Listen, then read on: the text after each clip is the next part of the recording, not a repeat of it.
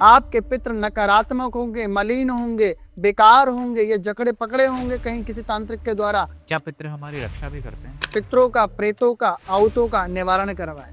परंतु एक बात बताता हूँ, पितृ किसी को परेशान नहीं करते। आप ब्राह्मण को यहाँ पर 13,000 रुपए दक्षिणा दोगे तो पितृ लोक में उन्हें 1,300 रुपए प्राप्त होंगे। वो वहां से कपड़े और चीजें ले लेंगे। कि हम ये कैसे पता करें कि हमारे पितृ हमसे खुश हैं? बहुत सारे लोग इनको स्थान भी दे देते हैं, परंतु स्थान नहीं देना चाहिए, ना ही पितरों को, ना ही प्रेतों को, ना ही आहुतों को। जो ये बच्चा है ये तो पेट में ही मतलब 1-2 महीने में खत्म हो गया, तो ये किस फॉर्म में दिखता है? समझ आई, वो चीज़ बड़ी अनोखी थी। उनके घर के अंदर मुझे मरे हुए बच्चे नजर आए। रेत के पिंड बनाए जाते हैं, रेत के, बालू के, ना कि चावल के, ना कि जौ के, ना कि गेहूं के। जैसे ही वो पिंड चढ़ा रहा था, अचानक से 2 पिंड टूट गए। जैसे ही हम पलटे तो हमने देखा एक कॉर्नर में पेड़ के पास 3 शैडो खड़ी है। उनकी माताजी ऊपर चढ़ रही है। जब उनकी माताजी चढ़ रही तो मैं डर गया कि वो तो मर गई है और उनकी आत्मा मेरे दरबार में आ गई। किसी ज्योतिष या ब्राह्मण या किसी जानकार को, इस आने को दिखा लो, वो यही कहेगा आपके घर में पितृदोष है। संत श्री एकनाथ जी महाराज का जीवन केवल साधना तक सीमित नहीं, बल्कि समाज सेवा और लोक कल्याण के कार्यों से भी जुड़ा है। धाम में आने वाले हर श्रद्धालु को वे भक्ति के साथ साथ जीवन का मार्ग दिखाते हैं। आज वे हमारे पॉडकास्ट में हैं। आइए सुनते हैं उनके अनमोल अनुभव। नमस्कार। जय राम जी। आप कैसे हैं? बढ़िया, बहुत बढ़िया। अच्छा, आज हम पितृपक्ष पे बात करने वाले हैं। एक मन में सवाल ये आता है कि एक कंफ्यूजन ये रहता है कि पितृ और प्रेत, मतलब घर में किसी व्यक्ति की डेथ हुई अपने परिवार में, तो फिर मन में ये शंका रहती है कि क्या मुक्ति मिली या भटक रहे हैं। तो इसका क्या कैसे पता लगाया जा सके? देखिए, पता लगाने से पहले तो हमें ये समझना चाहिए कि हमारे परिवार में जितने व्यक्ति जो डेथ हो रही है, मौत को प्राप्त हो रहे हैं, वो दुर्घटना से हो रहे हैं, बीमारियों से हो रहे हैं, अकस्मात से, या अपने स्वयं, और जो उनके कर्म कांड है क्या वो सही से हो रहे हैं, नहीं हो रहे हैं। आपने केवल 2 चीजों के बारे में बात करी है, पितृ, प्रेत, परंतु यहाँ पे तीसरी चीज भी है, आहुत। और इन दोनों के ऊपर आहुत बलिष्ठ है। आउट क्या?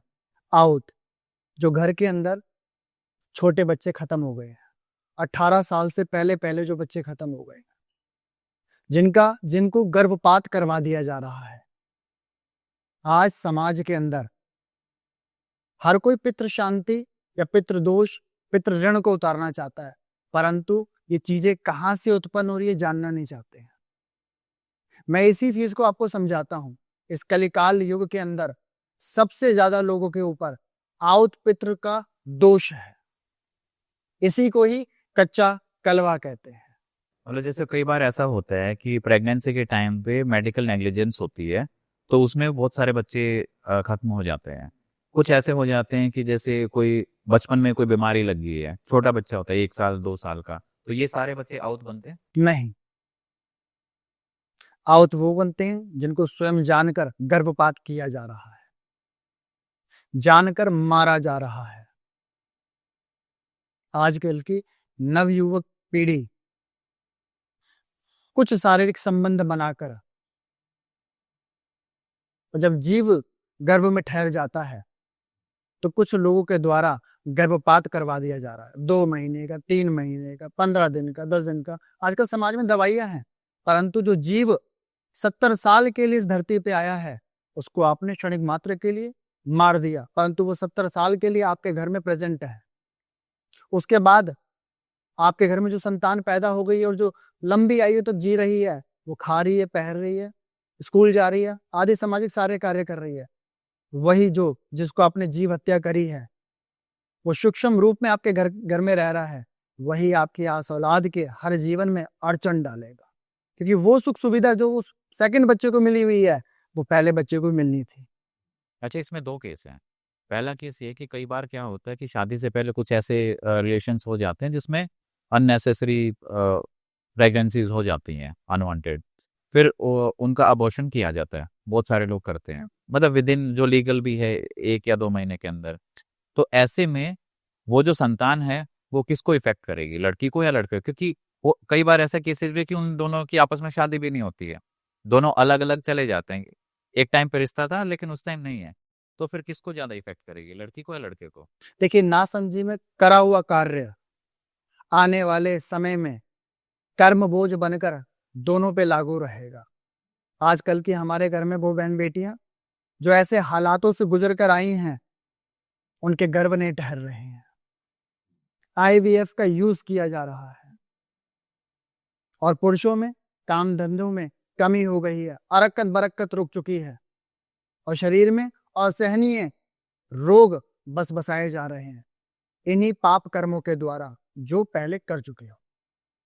और यही किसी ज्योतिष या ब्राह्मण या किसी जानकार को इस आने को दिखा लो, वो यही कहेगा आपके घर में पितृदोष है, परंतु पितरों में भी आउत दोष है गर्भपात के द्वारा। ये आउट तो लोगों ने बहुत ही कम सुना है, मैं भी पहली बार ही सुन रहा हूँ। तो कितना हार्मफुल होता है ये, मतलब क्या क्या कर सकता है प्रेत से? क्या एक बच्चे को, एक बड़े इंसान को आप समझा सकते हो, एक बुजुर्ग को आप समझा सकते हो, परंतु छोटे बच्चे को समझाना बड़ा मुश्किल होता है। ये बहुत खतरनाक होते हैं, बहुत खतरनाक। समझाने के लिए इनके स्तर का बनना पड़ता है, इसलिए ये संत साधु सन्यासी वैरागियों से ही समझकर शांत होकर अपना नया जीवन प्राप्त करते हैं। तो ये किस फॉर्म में होता है? जैसे जनरली क्या होता है जब हम प्रेत आत्मा भूत इनकी बात करते हैं, तो ऐसा होता है कि एक पर्सन है जो उसका जीवन रहा, वो बाय प्रोफेशन कुछ था, उसके बाद उसकी डेथ हो गई, तो उसी फॉर्म में दिखता है, बातें करता है। लेकिन जो ये बच्चा है ये तो पेट में ही मतलब 1-2 महीने में खत्म हो गया, तो ये किस फॉर्म में दिखता है लोगों, मतलब जो लोग इस चीज को जानते सूक्ष्म सूक्ष्म, बिल्कुल बारीक, एक एक हवा के रूप में, एक वो नवजात शिशु की तरह नहीं, जो छोटा सा बालक दिखता है वैसा नहीं, एक अलग आकृति, एक डरावनी, एक खौफनाक, जो शायद आज समाज में प्रेजेंट नहीं करी जा रही है। इसी को ही कच्चा कलवा कहा जाता है, आउत को ही। बहुत सारे लोग इनको स्थान भी दे देते हैं, परंतु स्थान नहीं देना चाहिए, ना ही पितरों को, ना ही प्रेतों को, ना ही आउतों को। जितना आप इन्हें घर में स्थान देंगे, उतना ही आप रोग से, व्यापार से, धन से और समाज से पीड़ित रहेंगे। अच्छा, जैसा आपने बोला कि अगर किसी की मेडिकल नेग्लिजेंस में डेथ हो, बच्चे खत्म हो जाते हैं या फिर बीमारी से मर जाते हैं, वो आउत नहीं बनते हैं। क्या आपने कभी ऐसा एक्सपीरियंस किया? मेरे जीवन में एक ऐसी बिल्कुल सत्य पे आधारित ये कहानी है मेरे जीवन की। ये 15 साल पुरानी कहानी है कि मेरे गुरुजी के पास कुछ लोग दिल्ली से पहुंचे हुए थे और उन्होंने अपने घर का विवरण बताया कि हमारी माताजी बड़ी पीड़ित हैं, वो बेड से उठ नहीं रही हैं। तो हमारे गुरुदेव ने बोला कि दिल्ली में ही हमारा एक शिष्य है, जाकर उनसे मुलाकात करो। तो वो लोग हमारे पास आए, गुरु महाराज जी का श्री टेढ़ेश्वर धाम पर। वो लोग आए, उनसे बात हुई। वो प्रहलादपुर के रहने वाले थे, राजू उनका नाम था। उन्होंने अपना विवरण दिया कि हमारी माताजी बहुत पढ़ी लिखी हैं, एक स्कूल के प्रिंसिपल भी हैं, परंतु कुछ दिनों से वो ठीक नहीं थी। और एक दिन वो आई स्कूल से और अपने बेड पे लेटी और आज लेटी रह गई और कोमा की स्थिति है। हमने बहुत सारे लोगों को दिखाया, तो लोगों ने कहा कि भूत है, किसी ने कहा कि कुछ कर दिया है, परंतु ठीक नहीं उपचार करने के बाद। तो हमें आपका पता चला किसी के द्वारा, तो हम आए, आपके गुरु महाराज जी ने भेजा है। तो उन्होंने गुरु महाराज जी का विवरण बताया। मैंने कहा बिल्कुल सत्य, हमें पता भी चला। तो मैंने कहा उनका नाम बताइए। उनका नाम जो मैंने लिखा, शकुंतला। जानकारी प्राप्त करी पराविद्याओं से, रहस्यमय शक्तियों ने जो मुझे चीजें बताई, तो उसके आधार पर मैंने देखा कि कहीं ना कहीं आपके घर में प्रेत और आउत बड़े नकारात्मक अवस्था में परेशान कर रहे हैं। तो उन्होंने बोला कि आप हमारे घर चलिए। मैं एक बार उनके घर भी गया देखने, देखा भी उनकी माताजी एक कोमा की स्थिति में है, सारे इंस्ट्रूमेंट्स लगे हुए मेडिकल के, और वो लगातार 3 महीने से केवल सो रही है, केवल सो रही है। बिल्कुल एक कोमा की स्थिति। जो स्कूल में पढ़ाती थी, लिखाती थी, एक प्रिंसिपल हेड काम करती थी। तो मैंने उनका नेचर पूछा उनके घर वालों से, तो लोगों ने बताया इनका नेचर थोड़ा हिटलर स्वभाव का था। जब मैंने उनके घर पे रहकर उस पराविद्या अकस्मात शक्ति से अपना ध्यान लगाया, तो जो मुझे प्राप्त हुआ, जो मुझे समझ आई, वो चीज बड़ी अनोखी थी। उनके घर के अंदर मुझे मरे हुए बच्चे नजर आए। एक या फिर एक से ज्यादा था? दो। और एक फांसी लगा हुआ व्यक्ति, वो भी घर का ही था? घर का है। तो समाधान जानने की प्रेरणा मेरे अंदर हुई कि इनको समाधान भी देना चाहिए। तो मैंने शास्त्रों का एक हवाला लिया, गरुड़ पुराण को पढ़ा, मार्कंडेय पुराण भी मैंने पढ़ा, और पितरों की कुछ किताबों भी मैंने पढ़ी जहां पे इनका निवारण लिखा हुआ है। तो मैंने गुरु महाराज जी के द्वारा कुछ चीजें समझी और जानी भी थी, तो उसी उपाय को मैंने करा। मैंने कहा कि चलो मेरे साथ एक उपचार करना है तंत्र का, क्योंकि प्रेत का उपचार तंत्र के द्वारा ही होता है ज्यादा। तो हमने कुछ चीजों का उपयोग किया जिसके अंदर मुख्यतः रेत के पिंड बनाए जाते हैं, रेत के, बालू के, ना कि चावल के, ना कि जौ के, ना कि गेहूं के, रेत के पिंड। 36 पिंड बनाकर हम किसी शमशान के निकट नदी के पास राजू को ले जाकर, उनके कुछ परिवार को ले जाकर पूजा कर रहे। गाड़ी उनकी थी, वो लोग हमारे साथ गए कनखल के पास, कनखल हरिद्वार के पास। वहां पे इस पूजा के लिए हमने सारी सामग्री निकाली, एक चौराया निश्चित किया, उसके आसपास नदी के पास में चौराहे होते हैं, कच्चे चौराहे, वहां हमने इस विधि को करा। बैठे तो जो रेत के बालू के पिंड थे वो बिछाना मुझे थे, मेरे मुख से निकल गया राजू आप बिछा दो। राजू बिछा रहे हैं, तो जब ये प्रोसेस हम करने लग गए तो अचानक से बहुत तेज नदी और शमशान के आसपास रेल के इंजन के आने की आवाज शुरू हो गई, बहुत तेज, ऐसे लग रहा कोई चीज हमारी तरफ भगती हुई आ रही है। जैसे ही वो पिंड चढ़ा रहा था, अचानक से 2 पिंड टूट गए और वो आवाज बंद हो गई। वो शक्ति नहीं चाहती थी कि ये मैं समझ गया कि जो विधि हम कर रहे हैं वो लास्ट में कहीं ना कहीं खंडित हो गई है। हमारा कुछ ना कुछ उल्टा सीधा, वो प्रेत, वो आउत कुछ भी कर सकते हैं इस जंगल में, वीराने में हमारा। तो हमने वहीं से, मैंने उनसे कहा सारा सामान बटोर लो अपना जो कीमती हो, बाकी सब छोड़ दो, चलो। जैसे ही हम पलटे तो हमने देखा एक कॉर्नर में पेड़ के पास 3 शैडो खड़ी है। मैं सोचा शायद गांव के कुछ लोग होंगे जिन्होंने हमें यह उपचार करते हुए देख लिया है, कहीं गांव के लोग हम पे हमला ना कर दे। तो परंतु वो 3 शैडो लगातार निरंतर हमें ही देख रही थी, टस से मस कतई भी नहीं हो रही थी। हमने अपनी गाड़ी उठाई, मैं समझ गया था कि अब उनकी मां नहीं बचेगी, विधि उल्टी हो सकी। उन्होंने मुझसे पूछा क्या होगा, मैंने जाओ, जो होगा परमात्मा की इच्छा से होगा, गुरु इच्छा से होगा, आप जाओ। उन्होंने मुझे दिल्ली में मेरे घर छोड़ा, वो अपने घर चले गए। समय बीत गया, कुछ ही 2.5 या 3 महीनों के अंदर दरबार लगा हुआ था, सजा हुआ था, जैसे लोगों से मिलता हूं। तो मैंने देखा मेरे दरबार में उनकी माता जी ऊपर चढ़ रही हैं। जब उनकी माता जी चढ़ रही तो मैं डर गया कि वो तो मर गई है और उनकी आत्मा मेरे दरबार में आ गई मुझसे मोक्ष मांगने। तो मैं तो बड़ी दुविधा में, यहाँ क्यों आ गई मेरे पास? उसके पीछे राजू भी आए। तो मैंने कहा लगता कि राजू बताने आया है मेरी माँ की 13वीं है और वो ये आत्मा भी साथ में ले आया मेरे घर। तो राजू आया, उन्होंने धूप लगाई, धूप लगा के मुझे बोला महाराज माता जी आई। मैंने कहा इसका मतलब जिंदा है, ये मरे नहीं। बैठाया, आश्वासन दिया, आशीर्वाद दिया। मैंने पूछा आप कैसी हैं? बढ़िया। मैंने कहा आप जब स्कूल से घर आई तो आप कैसे बिस्तर पे लेट गई, समझाओ मुझे, कैसे और किस दुनिया में थी आप, वो चीज मुझे समझाओ। उन्होंने जो बात बताई बड़ी रहस्यमयी, बड़ी गूढ़, इसको डरावनी भी समझ सकते हैं। उन्होंने बोला मैं स्कूल से आई और मैंने घर पे आके हाथ मुंह धोया, खाने के लिए बहू को आदेश दिया था, वो खाना लेके आती। जब तक मैं बिस्तर पे लेटी मेरे को चक्कर आया और मैं सो गई। मैंने फिर वहां कह रही मैं अपने बेड पे ही और अंधेरा है, मेरा एक हाथ एक लड़की ने इधर से पकड़ रखा है और एक हाथ इधर से एक लड़की ने पकड़ रखा है, और दोनों पैर एक आदमी ने पकड़ रखे हैं, मेरे लड़के ने। ये कोमा जिस दिन वो कोमा में गई उस दिन की स्टोरी है। हाँ। वो कोमा में थी, कह रही मेरी दो लड़कियों ने हाथ पकड़ रखे थे और एक लड़के ने, मेरे ही लड़के ने पैर पकड़ रखे थे।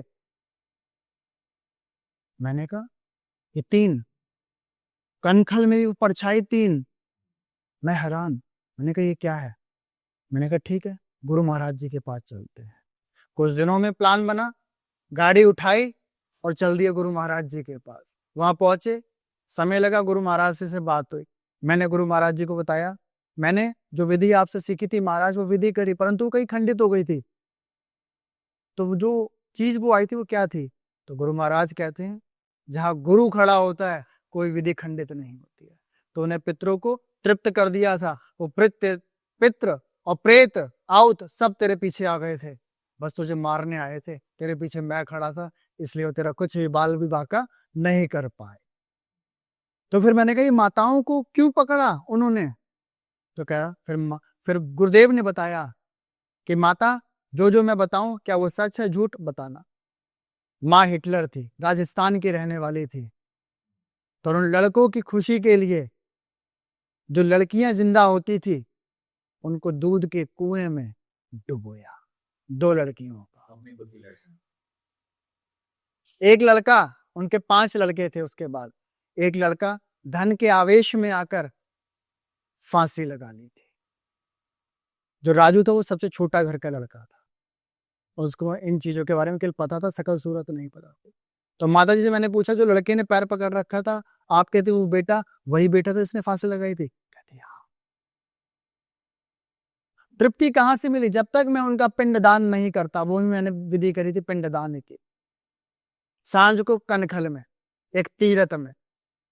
तो इससे ये साबित होता है पिंडदान देने से कितना खतरनाक प्रेत हो, जो अकाल मृत्यु को भी हो या हमने हत्या कर दी हो, वो तृप्त होते हैं। वे सब नारायण के पास जाते हैं और अच्छा गुरु हो तो। अच्छा, जो आउट होते हैं क्या वो अपने ही घर में लोगों को परेशान करते हैं या किसी को भी परेशान कर सकते हैं?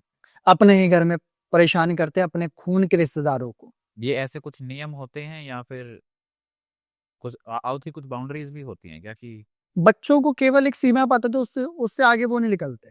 जैसे कि आज भी गोविंदपुरी में 2 नंबर गली में कुछ अबॉर्शन क्लब है, मैं उस गलियों में नहीं जाता। मेरे को आज भी 5-6 हजार संख्याओं में मरे हुए बच्चे भागते हुए गलियों में नजर आते हैं। मोक्ष मोक्ष मोक्ष, मैं उन गलियों में कभी भी नहीं जाता, कभी नहीं। अगर आप जाओगे तो क्या होगा? वो नेगेटिव एंटिटी है, वो आपके पीछे आएगी, लग जाएंगी, प्रॉब्लम्स क्रिएट हो जाएंगी। सबको मोक्ष देना हमारा अधिकार नहीं। कहीं ना कहीं कर्म बनेगा, जन्म होगा, नहीं तो जिन्होंने हत्याएं कराई हैं उनका विनाश होगा, उनकी चीजों को बिल्कुल बेकारियत में डाल देंगे।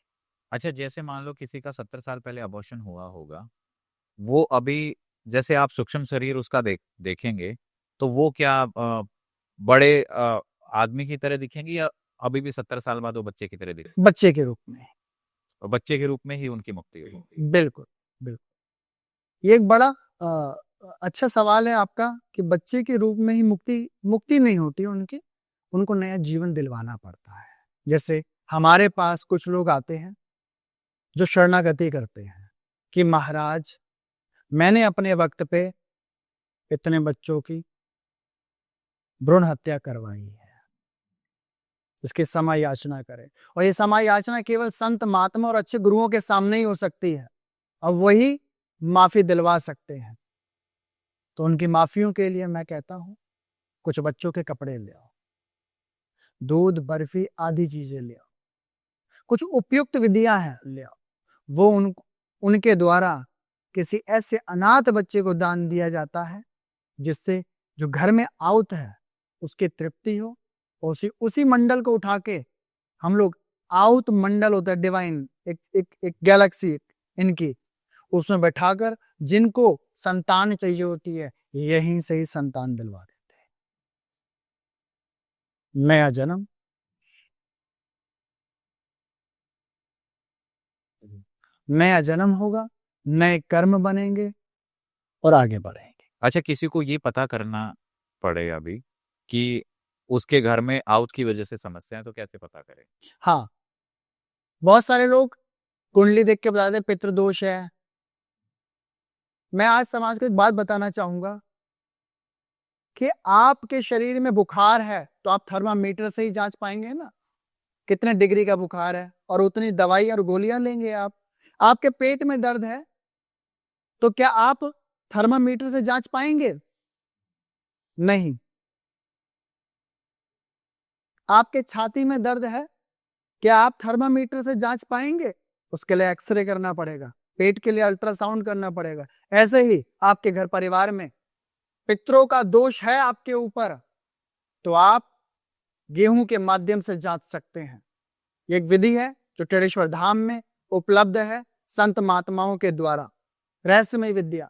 आप 250 ग्राम गेहूं ले आओ, मैं हाथ नहीं लगाऊंगा, आपकी झोली में रहेंगे, कुछ मंत्रों का उच्चारण कराऊंगा, उसी गेहूं को आप अपने घर ले जाएं, 3 दिन तक रखें, किसी का स्पर्श मत करवाएं, किसी जीव जंतु का स्पर्श ना होने दें। आपके पितृ आपके घर में अच्छे और सुंदर होंगे तो गेहूं अपने आप 250 ग्राम से 300 ग्राम हो जाएंगे। आपके पितृ नकारात्मक होंगे, मलिन होंगे, बेकार होंगे, ये जकड़े पकड़े होंगे कहीं किसी तांत्रिक के द्वारा, वही 250 ग्राम गेहूं 100 ग्राम 150 ग्राम हो जाएंगे। ऐसे ही प्रेतों को जांचा जाता है बेसन के घोल से, जौ के आटे से, इसी विधि के द्वारा। आउतों को जांचा जाता है दूध के माध्यम से। ये अलग अलग विधियां हैं। घटती और बढ़ती का पता लगता है नकारात्मक है या हमारे लिए सकारात्मक है। तो इसके लिए लेकिन एक बार किसी सिद्ध जगह आना पड़ेगा, वहीं से वो चीज मंत्र अभिमंत्रित करके चीजें जाएंगी। टेढ़ेश्वर धाम इसके लिए उपलब्ध है। बिल्कुल मैं कहता आइए, आप अपने पितरों का, प्रेतों का, आउतों का निवारण करवाएं। परंतु एक बात बताता हूं, पितृ किसी को परेशान नहीं करते, पितृ पूजा भी नहीं है इस संसार के अंदर। आने वाले समय में कनागत आ रहे हैं, 7 तारीख से लग जाएंगे, जिस दिन चंद्र ग्रहण है। पितरों का मंडल मून पर है, चंद्रमा पर है। जो डिवाइन देखना है पितरों का, प्रेतों का, वो चांद पर है। परंतु इस पितृ ऋण से ब्रह्म लोक तक भी बचा नहीं है। ब्रह्मा भी पिंड दान करते हैं। ये बहुत बड़ी बात बता के जा रहा हूं, किसी मंच पे आज तक नहीं बताई है। ब्रह्म लोक तक पितृ ऋण चढ़ा हुआ है।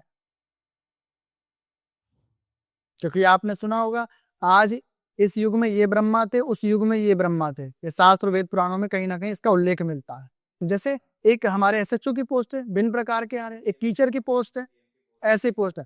तो ब्रह्म लोक तक पितृ ऋण चढ़ा हुआ है, केवल मानवों पे नहीं, ब्रह्म लोक तक पितृ ऋण है। अब पितृ ऋण हमारे बड़े बुजुर्गों में किसी ने बड़ी मेहनत से, बड़े लगन से पैसा कमाया कि हमारा जीवन निर्वाह चल सके परिवार का। ठीक, वो आते आते आते आज हम इस पोजीशन पे हैं उन्हीं की देन से। उसी पैसे को आज हम किसी सतो गुण में ना लगाएं, गुरु के आचरण में ना लगाएं, धर्म कर्म में ना लगाएं, सनातन में लगाएं, अय्याशी में लगा देते, शराब में, व्यसनों में, या क्लबों में, या बेकारित्व में, सट्टे में, जुए में लगा दें। तो वही जो पितृ ने बड़ी मेहनत करके धन अर्जित किया था, जिनका गोत्र लेकर हम बैठे हैं, जिनका खून हमारे रगों में दौड़ रहा है, पितरों का, तो वो कहते हैं तुम हमारे संपत्ति का दुरुपयोग कर रहे हो। वही ऋण अब पितृ दोष में परिवर्तन हो जाता है। दोष लगा, वो कहते इन मूल पैसों का उपयोग तुम हमारे पिंड दान करने में लगाते, हमारे मोक्ष में लगाते, हमें सदोगति प्राप्त करवाने में लगाते, सही आचरण प्राप्त करवाने में लगाते, तो हमारे मुंह से दुआ निकलती हो तुम पनपते।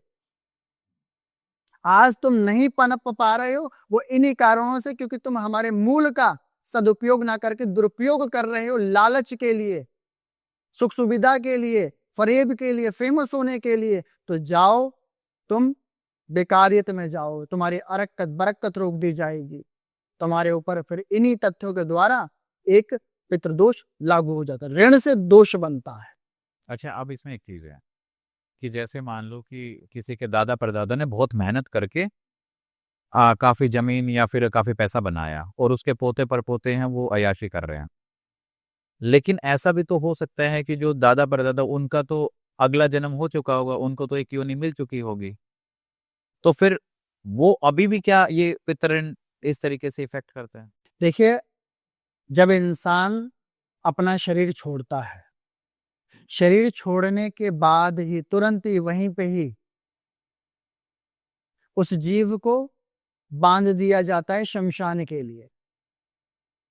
शमशान के लिए जब वो शमशान की ओर जाता है, घर से जैसी दहलीज बाहर निकलती है, तो जो शरीर में जीव था, आत्मा थी, जब उसका प्राण छूटे वो तत्काल ही बाहर निकल जाता है। घर में बैठकर देखता है कि मेरे लिए कौन रो रहा है। घर की दहलीज पार करते ही उस व्यक्ति को सूक्ष्म ऊर्जा मिलती है, उड़ने की पावर। घर की दहलीज पार करते ही ये यमलोक से मिलती है, और यमलोक का फंद लगा होता है कि वो दोबारा उस शरीर में प्रवेश नहीं कर सकता। नहीं तो हर प्रेत आत्मा जीव आत्मा उसमें प्रवेश कर सकती है। तो जैसे ही प्राण बाहर निकलते हैं, यमदूतों का फंद लगता है, वो केवल देखेगा। जैसे ही अपनी दहलीज पार करता है, सूक्ष्म क्रिया मिल जाती है, उड़ने की पावर।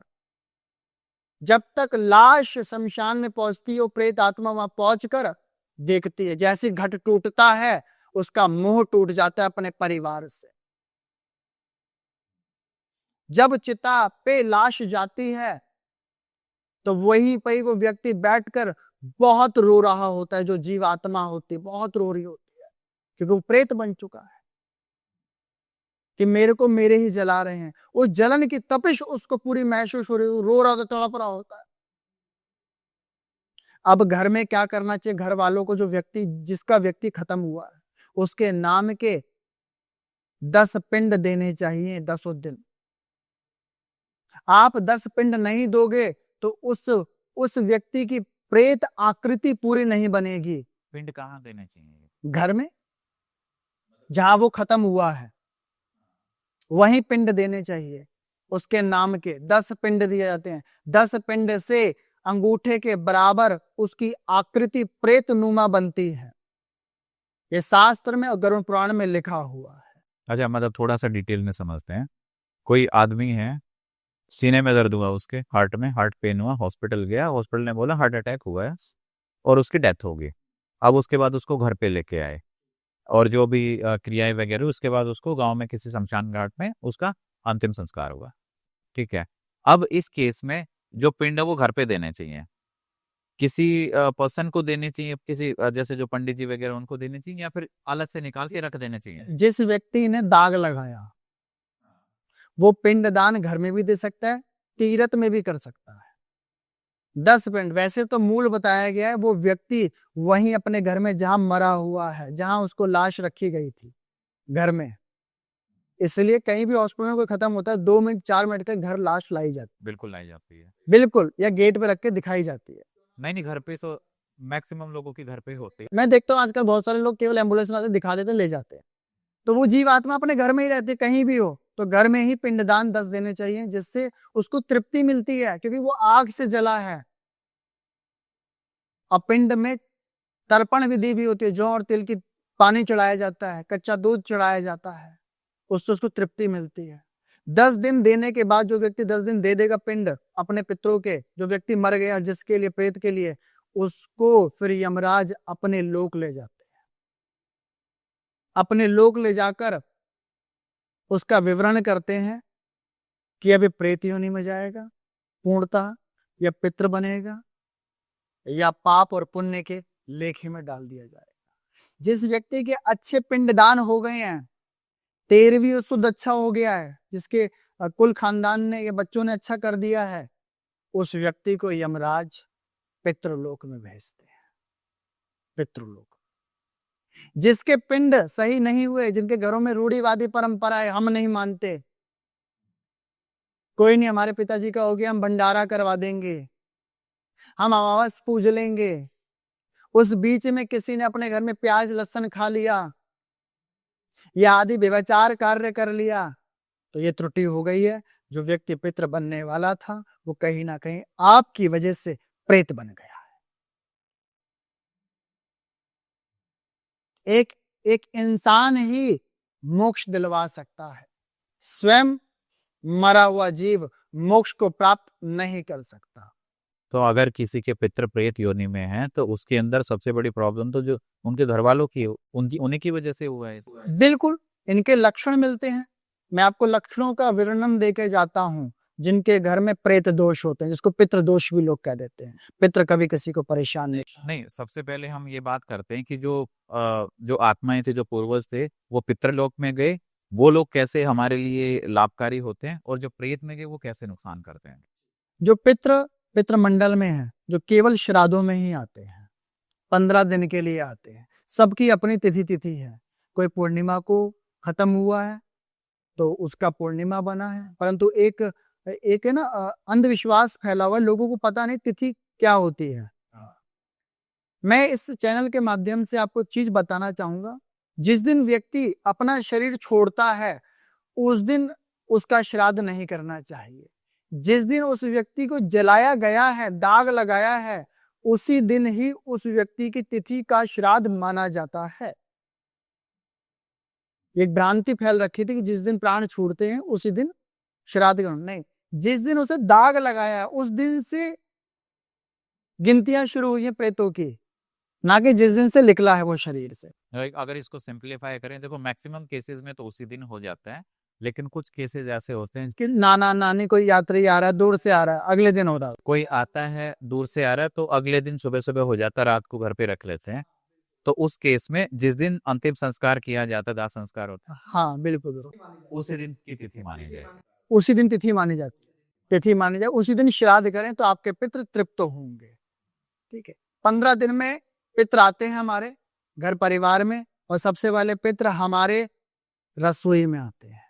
ये मैं आप सबको संकेत करता हूँ, सबसे पहले रसोई में आते हैं। इसलिए बहू बहन बेटियों से कहा जाता है रात में बर्तन मांजकर चूल्हा साफ कर रखा जाए, क्योंकि पितृ जल प्राप्त करने आते हैं और हमारे घर परिवार में रसोई में जल होता है, क्योंकि आग से जले हैं, शांति जल से ही मिलेगी, इसलिए तर्पण विधि बोली गई है, तर्पण विधि।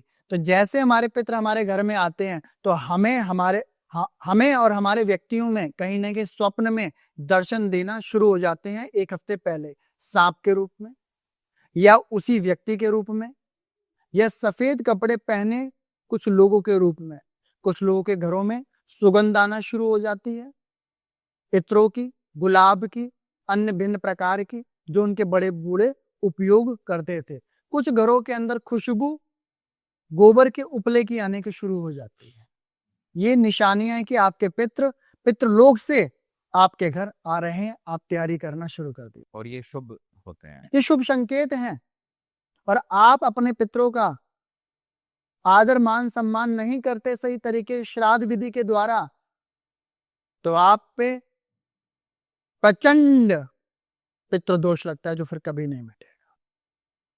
आपने किसी मेहमान को अपने घर बुलाया और वो आ रहे हैं, उन्होंने बताया कि हम आ रहे हैं, आप उनके लिए बिस्किट मत रखो, बैठने के लिए सुविधा मत दो, ठंडा पानी नहीं उबला हुआ पानी दे दो, उन्हें छोड़कर कहीं और घूमने चले जाओ, क्या वो सुखी होंगे? वो तो आपसे मिलने आए हैं, आपके साथ टाइम स्पेंड करने आए हैं, आपके रिश्ते नाते बच्चों के साथ बैठने आए हैं, हाल चाल पूछने आए हैं, और आप छोड़कर पिकनिक जा रहे हैं। हमारे बहुत सारे लोग कहते हैं हम पितरों को नहीं मानते, हम तो घूमने जा रहे हैं, हम तीर्थ करने जा रहे हैं। असल तीर्थ आपके बड़े बुजुर्ग हैं, जो चले गए हैं या जो जिंदा है। मैं सत्य कहता हूं कि जिनको अपने पितरों को और अच्छा खुश करना है, तो जिंदा जो दादा दादी है ना बेड पे, जो माँ बाप हैं, उनको नए कपड़े पे, उनकी अच्छे से सेवा, बिल्कुल रज के सच्ची में आपके जो पूर्वज है ना वो खुश हो जाएंगे। क्यों? दादा का मुंह पोते में है और पोता आपका बाप है। तो दादा मर गया है, उनके दादा मर गए हैं, उनका मुंह तो पोते में, तो तुमने नहीं है, और तुमने उनके पोते को सवार दिया, खाना पीना अच्छा खिला दिया। दादा का दिल गार्डन, वो आपको वहीं से ब्लेसिंग्स दे देगा भरपूर। अब उसको किसी की जरूरत नहीं।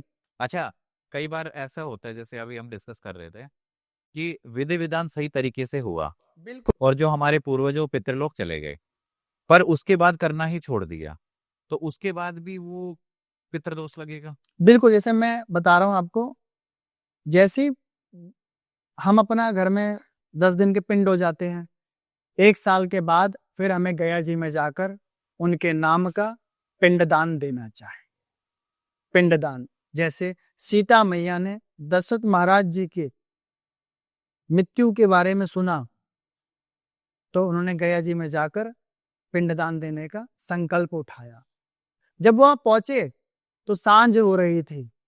सांझ होते होते पिंड ब्राह्मणों को नहीं प्राप्त हो पा रहे थे, तो अचानक से सीता जी ने बालू का पिंड बनाया और बालू का पिंड बनाकर दशरथ के नाम पर दान दे दिया।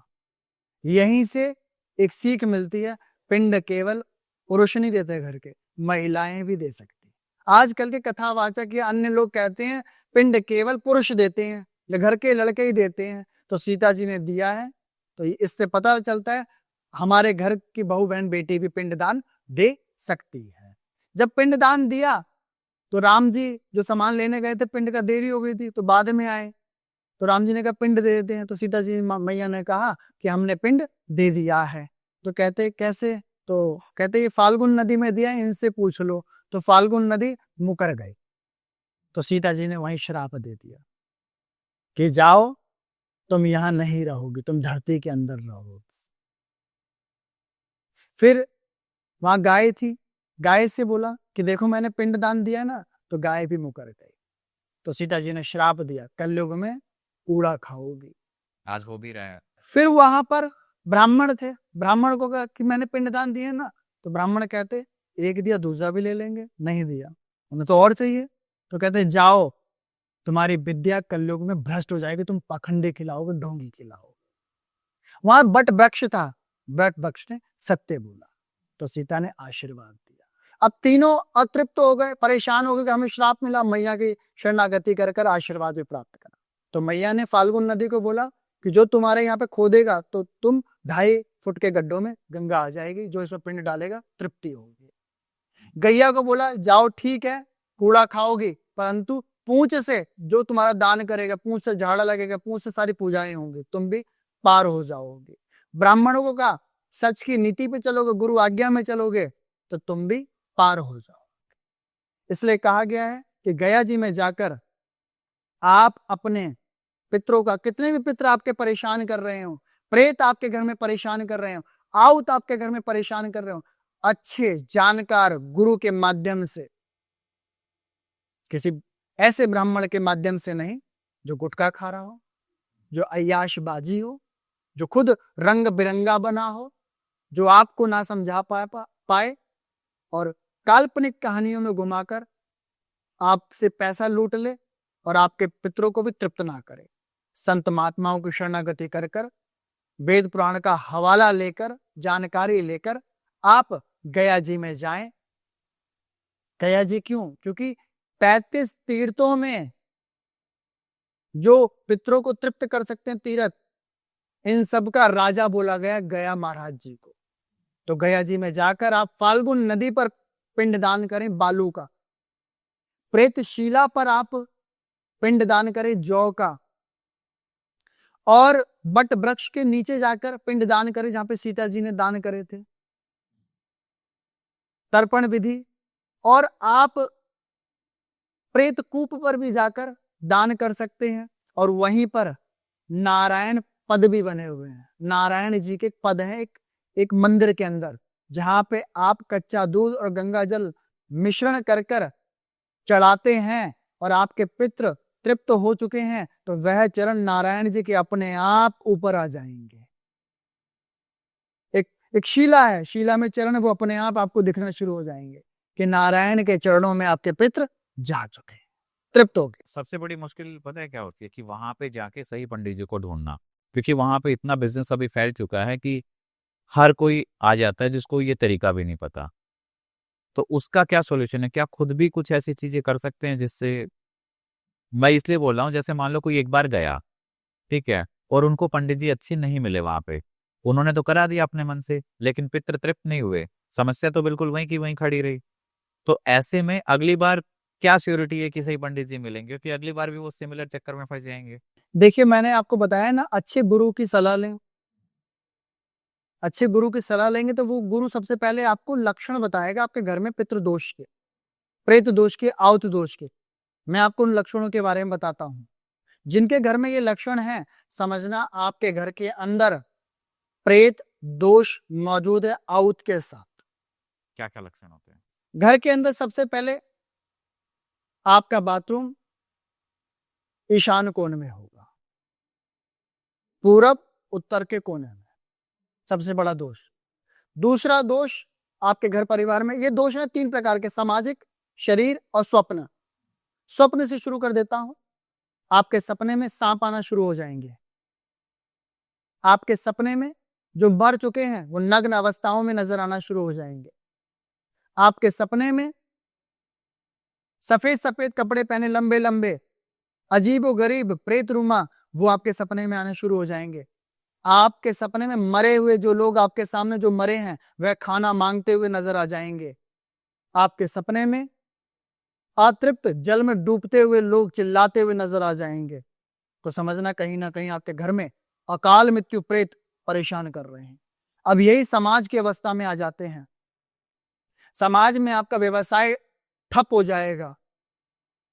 समाज में आपको कलंक लगना शुरू हो जाएगा। समाज में आपका चक्कर कोर्ट कचहरियों में, अस्पतालों में भिन्न प्रकार रूप से लगना शुरू हो जाएगा।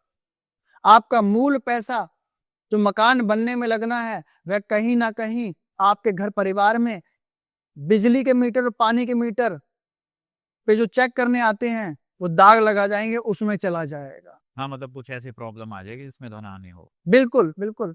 और शरीर के लक्षण पितरों के, आपके अंदर खून की कमी, लीवर का डैमेज होना, रीढ़ की हड्डी में दर्द होना, साइटिका प्रॉब्लम जो आजकल बड़ी क्रिएट हो रही है, इससे पता लग रहा है कि पितृदोष बहुत लंबा लोगों पे चलेगा। पैरों की पिंडलियों में जकड़ना, सिर में अचानक बिना चोट लगे दर्द का पैदा होना, शरीर का संबंध भिन्न प्रकार के लोगों से होना। जैसे आज परिवार में भी बहुत बड़ा एक प्रेत दोष दिखाता हूं। मेल और फीमेल दोनों, पत्नी का संबंध कहीं बाहर और मर्दों से बना हुआ है और पति को यह पता है और पति बचाना चाहता है, तो एक मूल चीज करे। पत्नी को भी पता है कि पति कहीं ना कहीं और औरतों से संबंध बना रहा है, तो एक मूल चीज करे। और ये चीजें क्यों बनती है? जब प्रेत दोष लागू होता है, प्रेतों को स्वाद चाहिए। इससे बचने के लिए एक मूल मंत्र का आप उच्चारण कर सकते हैं, दोनों अपनी पत्नी को अपने घर वापस लाने के लिए और पत्नी अपने पति को घर वापस लाने के लिए। सीता, मंदोदरी, द्रौपदी, अहिल्या, तारा, पंचकन्या, रक्षा करनी, इसकी चैंटिंग करना शुरू कर दे, बोलना शुरू कर दे, तेज तेज मन ही मन में बोले। जाओ 3.25 दिन के अंदर जो पत्नी दीवानी किसी और की बनी है तुम्हारी हो जाएगी, जो पति किसी और का बेवाना बना हुआ है वो तुम्हारा हो जाएगा और प्रेत लुप्त हो जाएगा। ये इसके पीछे की साइंस क्या है, कैसे हो सकता है? देखिए, पंच कन्या बताई गई हैं, जो 5 नाम बताए गए हैं वो दुर्लभ हैं, वो दुर्लभ हैं बिल्कुल। द्रौपदी कितना संघर्ष करा अपने पतियों के लिए, तो उसको कोई पुकारेगी पत्नी, क्या वो मदद नहीं करेगी? सीता अपने बिल्कुल हस्बैंड के लिए रही, तो क्या वो मदद नहीं करेगी? अहिल्या भी अपने पति के लिए एक पत्थर बनी रही कि मैं सही थी, मैं सही थी। तो इनका जो सही होना ही सही करवाता है इंसान को, और इनका वजूद इतना स्पिरिचुअल, इतना अच्छा है कि कोई प्रेत टिक ही नहीं सकता, इनकी चैंटिंग रुक ही नहीं सकता। अच्छा, ये जो जैसे अभी हम डिस्कस कर रहे हैं कि पत्नी का कहीं और है, पति का कहीं और है, ये प्रेत की वजह से होता है? बिल्कुल, प्रेत की वजह से, आउतों की वजह से। तो प्रेत ऐसा क्या करता है, मतलब उसको किस चीज का स्वाद चाहिए? जो प्रेत अपने वक्त पे जिंदा थे, उन्होंने बड़े भिन्न भिन्न प्रकार के स्वाद लिए, जब तो प्रेत बने। मर के भूत प्रेत बने, पिशाच बने। तो अब अपने घर परिवार में आ गए। आने के बाद वो कह रहे कि ये मुझे तृप्त नहीं कर रहा, ये मुझे मोक्ष, मैंने तो अपने जीते जी बहुत गलत काम करे, मैं तो अनाड़ी था, बेकार था, मुझे किसी ने ज्ञान नहीं दिया, परंतु ये तो मेरी औलाद है, ये तो कहीं से ज्ञान प्राप्त करे और मुझे मोक्ष दिलाएं। ये तो खुद अय्याशियों में लग गए हैं, मांस मछली अंडा शराबों के पीछे पड़े हुए हैं, तो मैं इनके ऊपर लद कर इनको तबाह करता हूं, अब अपना भी स्वाद लेता हूं। समझे? इसी तरीके से आज समाज में ये कल्चर एक रीति रिवाज बना दिया गया है, लिविंग रिलेशनशिप में रहना शुरू करे, परंतु ये दोष है। क्या पितर शरीर पे आते हैं? मतलब कोई ये पता कर सकता है कि उसके अंदर उसके दादाजी हैं, परदादा हैं, या कोई उनकी पीढ़ी में जिसकी अकाल मृत्यु हो रखी है वो उनके शरीर में है? ये एक रहस्यमय विद्या, गुप्त विद्या रहे तो गुप्त ही रहे। आते हैं ऐसे? हाँ, आ सकते। क्योंकि कुछ लोग बोलते हैं ना कि ऐसे उंगली पकड़ के कुछ ऐसे किया तो वो पितर बोलने लग गए। नहीं, ऐसा कुछ नहीं। एक विद्या है जिसका उल्लेख बहुत ही रहस्यमय ग्रंथों में लिखा हुआ है, आप जांच सकते हैं।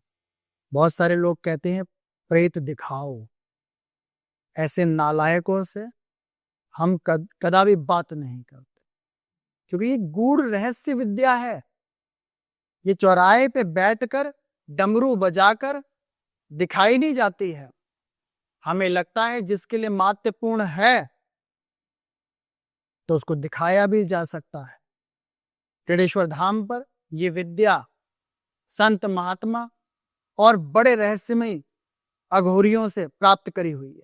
अरे थोड़ा टेढ़ेश्वर धाम के बारे में बताइए आप। टेढ़ेश्वर धाम अपने में एक रहस्यमय स्थान है, जिसका जिक्र वेद पुराणों में भी कहीं ना कहीं मौजूद। कहाँ पे है ये जगह? ये शाहजहानपुर में, उत्तर प्रदेश में आए गांव में विराजमान टेढ़ेश्वर धाम है, जहां पे बहुत ही सुंदर अद्भुत शिवलिंग है, इंद्र भगवान के द्वारा बनाया हो।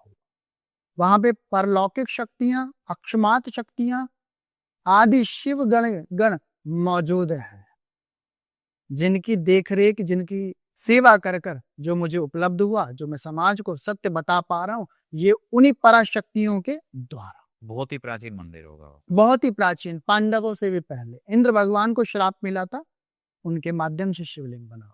जैसे मैं बताता हूं, हमारे ही सनातन में ही पितरों को मोक्ष मिलता है। बॉलीवुड में एक हीरो है सिल्वेस्टर स्टैलोन, हाँ। उनका एक पुत्र था जो अकस्मात मृत्यु को प्राप्त हो गया, किसी फ्लैट में पड़ा हुआ मिला हुआ। उन्होंने अपने रिचुअल से उसकी गति करवा दी अपने स्थान पर विदेश में, परंतु उनका बच्चा उन्हें अपने घर में आता जाता निरंतर दिखता था। उन्होंने सोचा कि शायद मेरा प्रेम उससे ज्यादा था, इसलिए कहीं ना कहीं दिमाग में बातें बैठी हैं तो हलचल बन रही है, परंतु ये सिलसिला रुका नहीं, निरंतर चलता रहा और कहीं ना कहीं उन्हें बीमारी भी होने लग गई। तो उन्होंने किसी जानकार से इसकी सलाह करी, तो किसी इंडियन ने उन्हें सलाह दी, आप इंडिया जाएं और हरिद्वार में उसके नाम का पिंडदान कराएं। तो बॉलीवुड का इतना अच्छा जानकार हीरो अपने रिचुअल्स को छोड़कर, अपनी चीजों को छोड़कर हमारे देश हिंदुस्तान आया और हरिद्वार में उसने कुल पुरोहितों के द्वारा, ब्राह्मणों के द्वारा, आचार्य के द्वारा वेद पुराण का, शास्त्र का हवाला लेकर पिंडदान किया। और जिस दिन पिंडदान किया उसी दिन से उसका बच्चा दिखना बंद हो गया। ये मैंने खुद पढ़ी हुई चीज बता रहा हूं। एक संत हुए भाई जी, उन्होंने भी इसका जिक्र बताया है कि उनके पास भी एक क्रिश्चियन की एक आत्मा थी, और उस क्रिश्चियन ने बताया था कि मेरी मुक्ति मेरे रिचुअल से नहीं हुई है। तो लोग फिर कैसे होगी? कहते मैंने पितृमंडलों में जाके देखा है, जितने भी पितृ बन रहे हैं वो सब सनातन विधि से बन रहे हैं, तो आप मेरा पिंडदान करवा दीजिए। जैसे ही करा उसको भी सदोगति प्राप्त हुई और वह भी प्रेत से पितृ बना। तो एक सनातन ही है जो आपको अन्य क्रिया कर कर मोक्ष दिलवा सकता है। ये मैं सत्य बताता हूं, सत्य एक घटना मैंने बताई आपको टीचर की, ऐसी एक और घटना थी। एक व्यक्ति सुसाइड करने के लिए चल दिया पहाड़ी पर। वो व्यक्ति मुझसे मिला था कि मैं मर जाता हूं क्योंकि मेरी बीवी किसी और के साथ सो रही है, मेरे बच्चे मेरी बात नहीं मान रहे हैं, मेरे घर परिवार में अन्न की कमी है, मैं भी कुछ कमा नहीं पा रहा हूं, इससे बड़े मर जाता हूं, शांति हो जाएगी। वो चल दिया किसी पहाड़ी पे, हिमाचल का बंदा था। जिस पहाड़ी पे पहुंचा वहां कूदने ही वाला था, वहां पे ऑलरेडी एक औगड़ रहता था। और वो औगड़ कह रहा, ओए मेरे स्थान मत खराब कर, यहां मर कर। वो कह रहा मुझे तृप्ति चाहिए, मुझे मुक्ति चाहिए, मैं यहां से मर जाऊंगा। वो कहते मरना है तो कहीं और जाके मर, इस स्थान में मत मर, इसको गंदा मत कर। वो कहता ये गंदा क्या शब्द होता है, मरने का तो शांति मिलेगी। तो औगड़ कहता शांति इतनी आसान है? वो कहता हाँ, मरने से मिल जाती है। तो औगड़ ने उसे गिरबान पकड़ा, हाथ को शांति दिखाता, कैसे मिलती है मरने के बाद। निकट ही शमशान में घसीटता उसे ले गया, उसे झटका मारा, खम्भ में टकराया और चक्कर खा के गिर गया। कुछ मंत्रों के उच्चारण से अघोरी ने उसके प्राण को उसके शरीर से बाहर निकाल दिया। और निकालते वक्त उस व्यक्ति को महसूस हुआ कि मेरे ऊपर कोई भारी चीज डाली जा रही है और तड़प रहा है बहुत तेज, और उसके प्राण बाहर निकाल दिए। जैसे ही प्राण बाहर निकले, वहीं निकट पे 20 साल पुराना एक व्यक्ति था जो मसान बन चुका था। तो अघोर ने बोला तू मरना चाहता ना, तृप्ति होगी, देख तू मर गया, अब तू शांति प्राप्त करेगा। वो कह रहा नहीं, मैं तो अभी भी लग रहा है जिंदा हूं। वो कह देख अपनी लाश, वो देख रहा है, वो रो रहा है कि मुझे तो अभी भी शांति नहीं मिली। तो ना कुछ जानना है ना, जान मरने के बाद जो पहाड़ियों से कूदते हैं, सुसाइड करते हैं, क्या होता है? तो वो मसान बोलता है मैंने पिछले इसी जन्म में ही अपने बहुत गलत कार्य करे, कुकर्म करे, अपने पितरों के नाम के मैंने कुछ भी नहीं दिया, दोष पे दोष लगते रहे, मैंने बहुत सारे लोगों का पैसा गमन कर लिया। जब मैं नहीं दे पाया तो मैंने अपनी बिल्डिंग से छलांग लगा दी और मैं मर गया। मरकर मैं भटकता रहा और भटकने के बाद मुझे मुक्ति नहीं मिली। मैं सोचा मरने से, वो गमन के पैसे से, मान सम्मान से, हानियों से, मारपीट से बच जाऊंगा, परंतु मैं तो परलोक और इस लोक के बीच में अटक गया हूं। ना मैं परलोक का रहा, ना मैं अब मृत्यु लोक का रहा, मैं तो इस बीच के लोक में बस भटक रहा हूं। यह है कि मुझे अब शांति ये औघड़ दिला सकता है, अच्छा औघड़। नहीं तो इसके द्वारा और भी लोग हैं, नहीं तो वो पकड़ के मुझसे काम करवाते और भिन्न चीजें करवाकर मेरे को और अधम योनियों में डलवा देते। मैं 20 साल से यहीं बैठा हूं। जितना ये जपता है तपता है, मुझे कुछ अंश मिलता है जिससे मेरी तृप्ति होगी। तो उस जो बंदा मरने वाला था, पहाड़ी से कूदने वाला, उसे सीख मिली और वो गुहार मारता है कि मुझे मेरे शरीर में डाल दो, दोबारा डाल दो भैया, डाल दो, मुझे नहीं मरना, बिल्कुल नहीं मरना, मुझे अपने घर जाना। तो औघड़ ने उसको उसके शरीर में डाल दिया। डालते ही तत्काल जिंदा होते उन्होंने औघड़ के पैर पकड़े, कहा कि मुझे मोक्ष दिलाओ, क्योंकि मानव तन में रहकर ही मोक्ष मिलता है। नहीं तो उस मसान को जो 20 साल से प्रेत था, मसान बन गया तो मोक्ष प्राप्त कर सकता था, नहीं कर पाया। परंतु अब कुछ रिचुअल्स कर कर उसे योनि दिलाई जाएगी, नया जीवन दिलाया जाएगा, फिर वो मानव बनेगा, फिर वो मोक्ष को प्राप्त करेगा। एक मानव ही मोक्ष दे सकता है, मोक्ष को प्राप्त कर सकता है। लोगों को कई बार ये लगता है ना कि जैसे जीवन में बहुत परेशानी है, कोई कर्जे से पीड़ित है, कोई लव रिलेशनशिप है, उनको ये लगता है कि अगर सुसाइड हमने कर लिया तो बस खत्म, ये परेशानी ही खत्म, उसके बाद ये सारी प्रॉब्लम स्टार्ट हो जाती है, तब मनुष्य के हाथ में कुछ नहीं रहता। इस कहानी के माध्यम से मैंने बताया आपको, प्रेत से मसान, मसान से पता नहीं क्या क्या बनोगे, पर अटके रहोगे परलोक और मृत्यु लोक के बीच में। कितने टाइम तक अटके रहेंगे? जब तक उनकी आयु है 84 में। 84 का फंद केवल मानव तन ही तोड़ सकता है। जैसे मान लो जब हम पैदा होते हैं तो हम एक आयु लिख के आती है कि भाई तुम्हारी 75 साल जीना है, 60 साल जीना है, 70 साल जीना है। ऐसे में अगर किसी की बाय एक्सीडेंट या फिर सुसाइड अगर कोई कर लेता है तो 35 साल में चला गया और उसकी मृत्यु 70 है, तो क्या उसको 70 साल में मुक्ति मिल जाएगी या ऐसा श्योरिटी नहीं है कि मुक्ति ना मिले? 70 साल के बाद सोचा जाएगा, क्योंकि पाप करा उसने बीच में, और सुसाइड की कोई भी माफी नहीं है।